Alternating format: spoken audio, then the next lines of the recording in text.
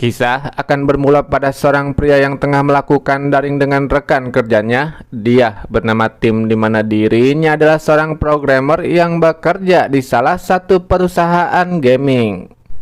Namun saat melakukan meeting tersebut, jaringan koneksi Tim mengalami masalah hingga akhirnya Tim harus berhenti di tengah-tengah meetingnya tersebut.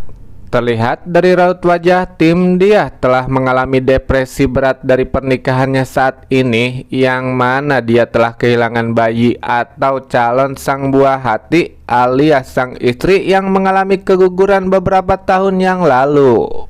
Dan mari saya perkenalkan, inilah sang istri yang bernama Olivia. Dia selalu sabar menghadapi sifat Tim yang mulai menunjukkan sifat dingin terhadapnya. Hal tersebut diakibatkan kekecewaan Tim yang kehilangan calon sang bayi. Olivia pun mengajak Tim turun ke bawah untuk menunjukkan sesuatu kepadanya. Namun di perjalanan mereka bertemu dengan sang pemilik apartemen, di mana dia menyampaikan bahwa renovasi apartemen yang mereka tinggali telah selesai. Dan di tengah-tengah perbincangan mereka, melintaslah dua helikopter yang menurut informasi dari sang pemilik apartemen, helikopter tersebut tengah menuju ke area terjadinya kebakaran yang terjadi di Haven City. Tak mau memperdulikan hal tersebut, Olivia pun lanjut menunjukkan sesuatu kepada Tim. Dia menunjukkan mobil imut Nanping yang baru saja ia ambil dari bengkel servis langganan mereka, di mana Olivia bermaksud untuk melanjutkan mimpi mereka untuk melakukan perjalanan menuju Paris, Perancis dengan menggunakan mobil tersebut, di mana itu adalah sebuah mimpi kecil indah mereka. Namun faktanya Tim terlihat menghindar dari perbincangan dan rencana tersebut, di mana Tim yang masih stres bahkan terkesan kecewa akibat kehilangan sang calon bayi. Aber ich kann meinen Job jetzt nicht einfach so hinschmeißen. Ich weiß, ich habe dir das versprochen und ich will das auch immer noch. Tiba saat esok hari tiba, Tim yang terbangun mencari Olivia yang tak ada di sampingnya. Namun terlihat Olivia yang sudah berpakaian rapih dengan sebuah koper yang berisikan pakaiannya. Ya, Olivia pun memilih untuk meninggalkan Tim, di mana dirinya yang sudah muak dengan sikap dingin Tim selama ini. Tentu wanita mana yang mau bertahan bertahun-tahun dianggurin hanya karena sebuah musibah yang tentu itu bukan kesalahan Olivia semata. Tim pun mencoba untuk menahan Olivia agar tidak meninggalkannya. Namun Olivia yang sudah terlanjur muak pun tetap bulat dengan keputusannya tersebut, di mana saat Olivia membuka pintu, Das war's, oder?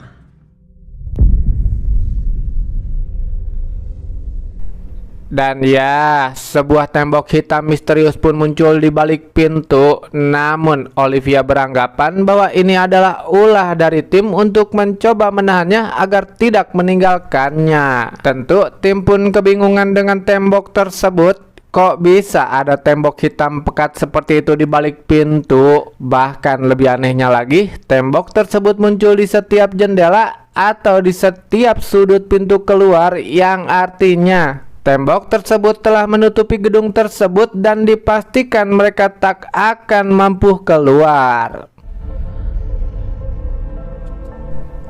Tak ingin pasrah begitu saja, mereka mengebor dinding tersebut. Namun faktanya dinding itu tak mampu mereka lubangi, bahkan dinding tersebut tidak tergores sedikit pun. Walah walah. Dari yang stres dengan urusan rumah tangga, kini beban pikiran mereka pun bertambah, di mana mereka harus bertahan hidup selama mereka terkurung di gedung tersebut yang entah sampai kapan ini akan berakhir. Tidak memiliki stok makanan, saluran PDAM yang terputus, bahkan jaringan provider yang mati semakin memperburuk keadaan mereka di sana, di mana pertengkaran mereka pun terjadi. Bahkan Olive menyalahkan Tim yang andai saja Tim mau menuruti perkataannya untuk melakukan perjalanan mereka ke Paris. Di sela-sela terdiamnya tim, dia melihat sesuatu yang menempel pada dinding tersebut, di mana dinding tersebut memiliki daya magnetik, dan itu terbukti saat mereka mencoba menempelkan benda yang terbuat dari besi. Ya, besi.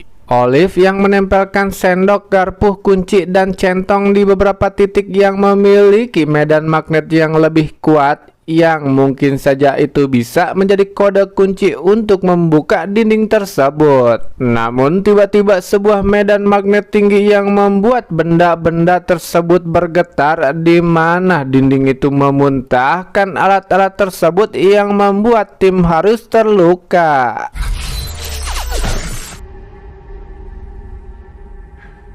Begitulah perempuan, kadang-kadang apa yang dipegangnya bisa menjadi malapetaka.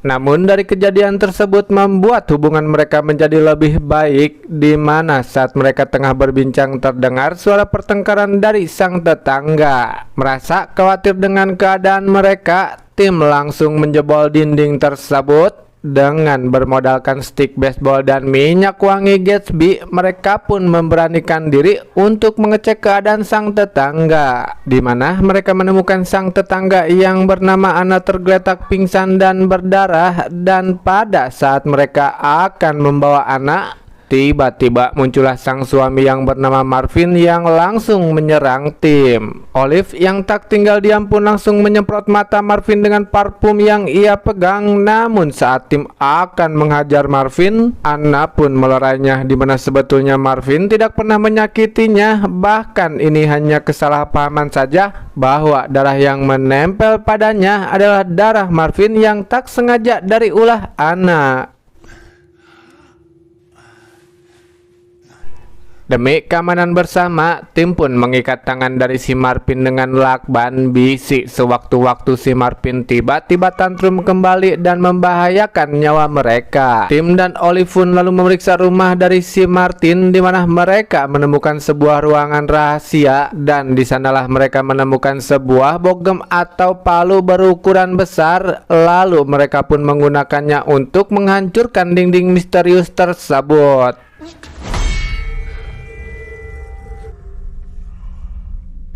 Namun alih-alih hancur, faktanya usaha mereka sia-sia, di mana pukulan mereka hanya menghasilkan suara ting kolontrang saja. Namun tembok tersebut tak mampu tergores sedikit pun.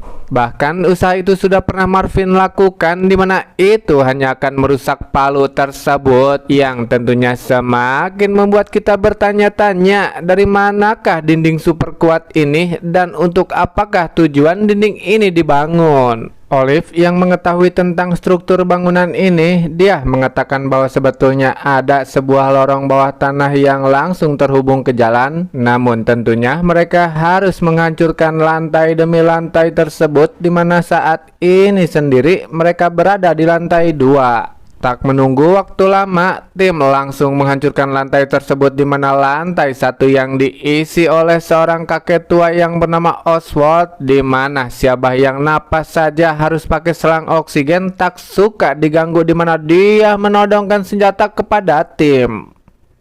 Hör auf.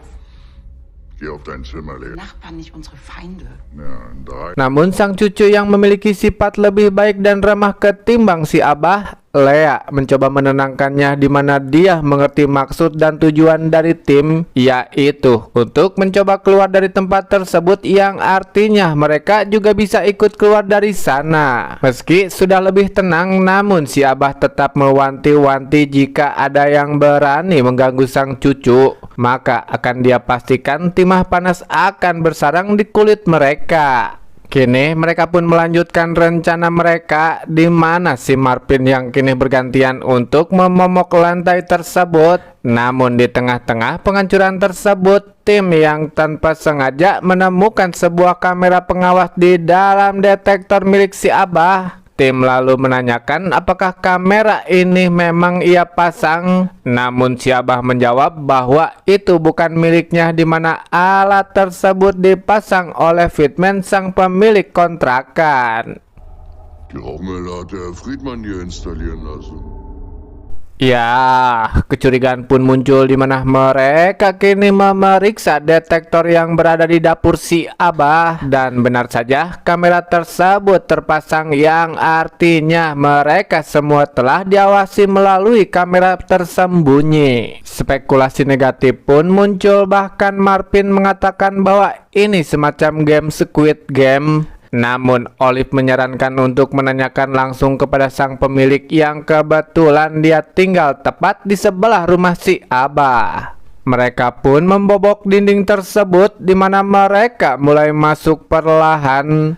Namun hal yang sangat amat mengejutkan ialah Fitman telah meninggoy dengan keadaan tragis dengan kedua tangannya yang terputus.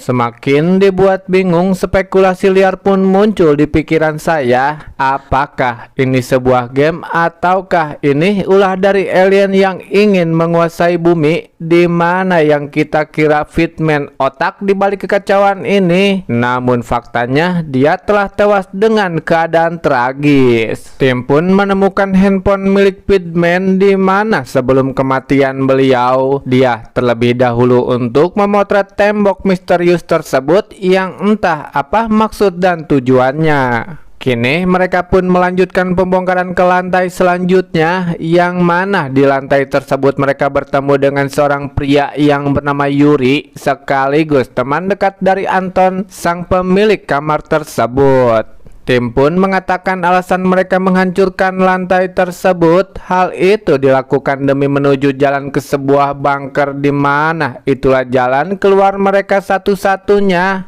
Namun Yuri menceritakan sedikit cerita bahwa dinding misterius itu adalah sebuah bentuk perlindungan dari pemerintah demi warganya agar tidak terkontaminasi. Bahkan hal tersebut dilakukan demi tatanan dunia baru yang diciptakan Sunda Empire. Tentu mereka pun tidak akan mempercayai omong kosong tersebut. Neuweltschutz, natürlich, versteht ihr. Deine Theorie hast du woher? Lalu Olivia pun menanyakan keberadaan Anton, sang pemilik rumah, di mana Yuri menunjukkan Anton yang tengah terbaring tak sadarkan diri. Dia mengatakan bahwa Anton mengalami gagal jantung dan terjatuh tepat di depan dinding misterius. Sedikit merasa bimbang jika yang dikatakan Anton itu benar, namun tak ada pilihan lain selain mereka melanjutkan misi mereka. Terlihat Lea yang penasaran dengan catatan milik Anton, di mana catatan tersebut terlihat persis seperti pemecah kode. Namun terlihat tingkah dan perkataan Yuri yang sedikit mencurigakan. Kini mereka pun berhasil menghancurkan lantai terakhir, dan inilah jalan keluar mereka satu-satunya yang berada di depan bolor. Namun alangkah terkejutnya mereka tak kala mereka mendapati pintu tersebut tak luput dilapisi dinding misterius.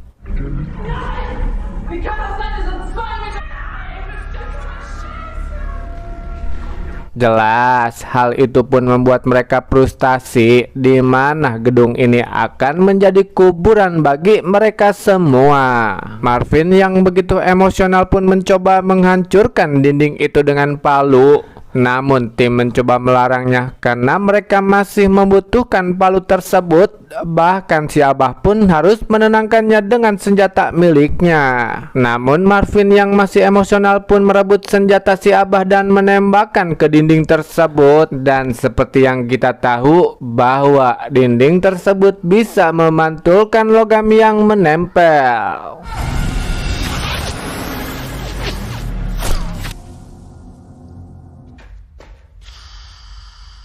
Dan ya, si Abah pun harus meninggal akibat kecerobohan si Marvin, di mana ini menjadi penyesalan sekaligus kesedihan bagi Lea yang ditinggalkan sang Abah yang selalu menjaganya.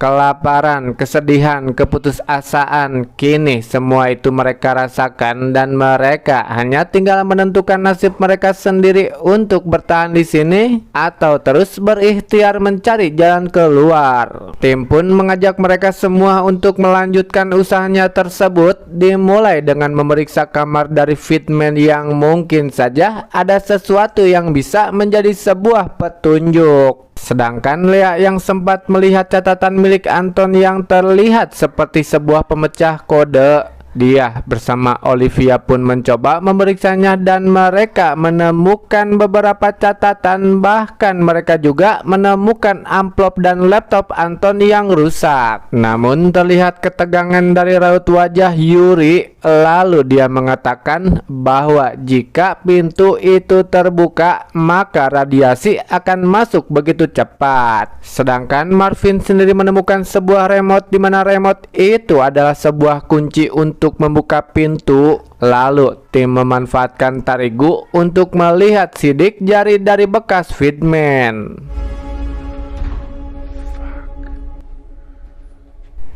Mereka pun berhasil membuka pintu tersebut, yang mana ruangan itu adalah sebuah ruangan pemantau dari kamera tersembunyi yang selama ini Fitman pasang. Terlihat dari rekaman kamera bahwa dinding itu begitu cepat menutupi gedung tersebut, yang artinya dinding itu terbuat dari sistem keamanan yang canggih. Dan dari beberapa rekaman video yang mereka putar, mereka mendapati bahwa fakta Anton tidak pingsan dari apa yang Yuri ceritakan, di mana Anton sendiri telah tewas dihabisi Yuri setelah Anton berhasil membuka dinding tersebut. Ya, ini menjadi sebuah fakta menarik, di mana kita semakin dibuat bertanya-tanya, dari manakah dinding hitam itu dan siapakah si Yuri ini. Sedangkan Marvin sendiri menemukan Lea yang telah meninggoy dihabisi oleh Yuri. Lantas perkelahian pun terjadi antara Yuri dan Marvin di sana. Namun tim yang menyadari Marvin dalam bahaya, dia pun bergegas datang untuk membantu Marvin, dan kini mereka pun berhasil melumpuhkan si Yuri Kehed. Dan sekali lagi Yuri mengingatkan bahwa dinding ini diciptakan demi melindungi mereka semua dari radiasi yang sudah menyebar di kota tersebut.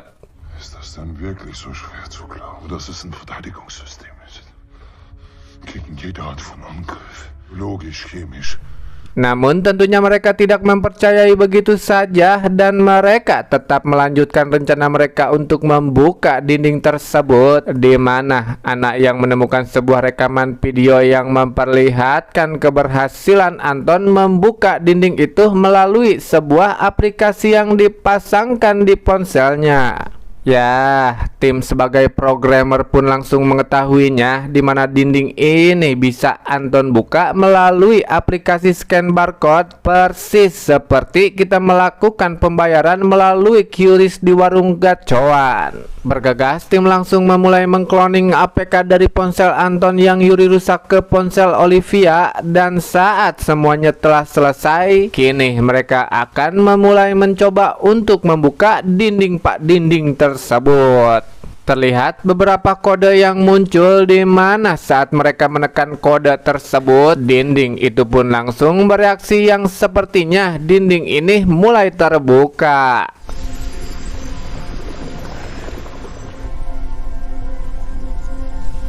Anak yang mencoba memasukkan tangannya, di mana dia merasakan sesuatu yang bergerak tapi tidak berdiri. Namun tiba-tiba tangan anak tidak bisa dilepaskan, bahkan tangan dan separuh badannya terhisap ke dalam dinding. Semakin menegangkan tak kalah dinding itu pun mulai tertutup, di mana sebagian tubuh anak yang sudah masuk ke dalam pun harus terpotong.